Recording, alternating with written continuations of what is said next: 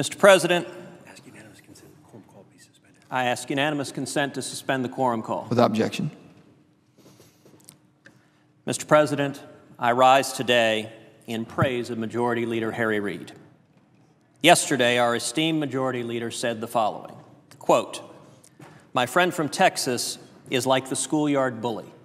He pushes everyone around and is losing, and instead of playing the game according to the rules, he not only takes the ball home with him, but he changes the rules." Today, Leader Reid continued his demonstration of civility, referring to me as the, quote, "very junior senator from Texas." As I noted yesterday, the Senate is not a schoolyard.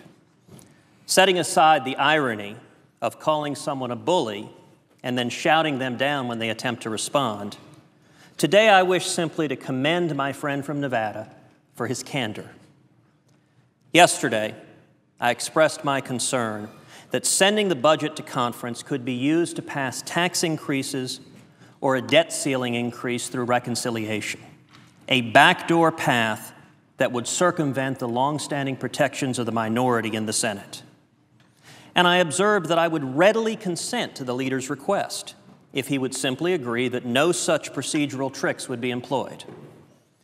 It is perhaps rare for a so-called bully to offer to waive all objections if the other side will simply agree to abide by the rules. But I commend the Majority Leader for his response. He did not disagree that he hoped to use reconciliation to try to force through tax increases or a debt ceiling increase on a straight party line vote. He did not pretend that his intentions were otherwise. When the economy is struggling so mightily, as it is now, for the past 4 years, our economy has grown at just 0.9% a year. It would be profoundly damaging to millions of Americans to raise taxes yet again, on top of the $1.7 trillion in new taxes that have already been enacted in the last 4 years.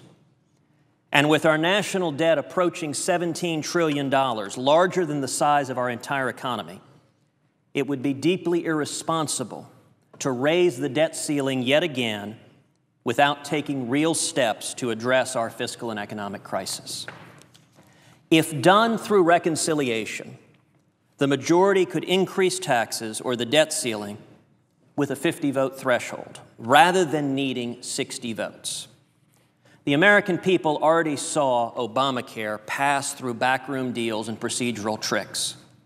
It should not happen again.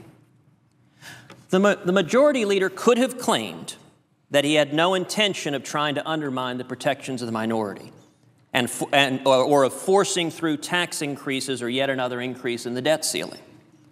But in a refreshing display of candor, he did not do so. And I commend him for his honesty so that our substantive policy disagreement can be made clear to the American people. Let me be explicit. We have no objection to proceeding to conference if the leader is willing to agree not to use it as a backdoor tool to raise the debt ceiling. If not, he is certainly being candid, but the American people are rightly tired of backroom secret deals to raise the debt ceiling even further. And we should not be complicit in digging this nation even further into debt on merely a 50-vote threshold. Finally, I would note that the leader made a plea to regular order, and yet he was seeking unanimous consent to set aside regular order. Granting that consent could open the door to even more tax increases and crushing national debt. And in my judgment, the Senate should not employ a procedural backdoor to do so. For reasons unknown, the Majority Leader deemed my saying so out loud as somehow, quote, bullying. Speaking the truth, shining light on substantive disagreements of our elected representatives is not bullying. It is the responsibility of each of us. It is what we were elected to do.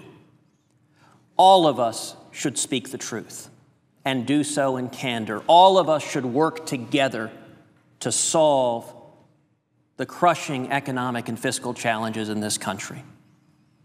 All of us should exercise candor, and I commend the Majority Leader and thank him for his willingness to do so. I yield the floor. Senator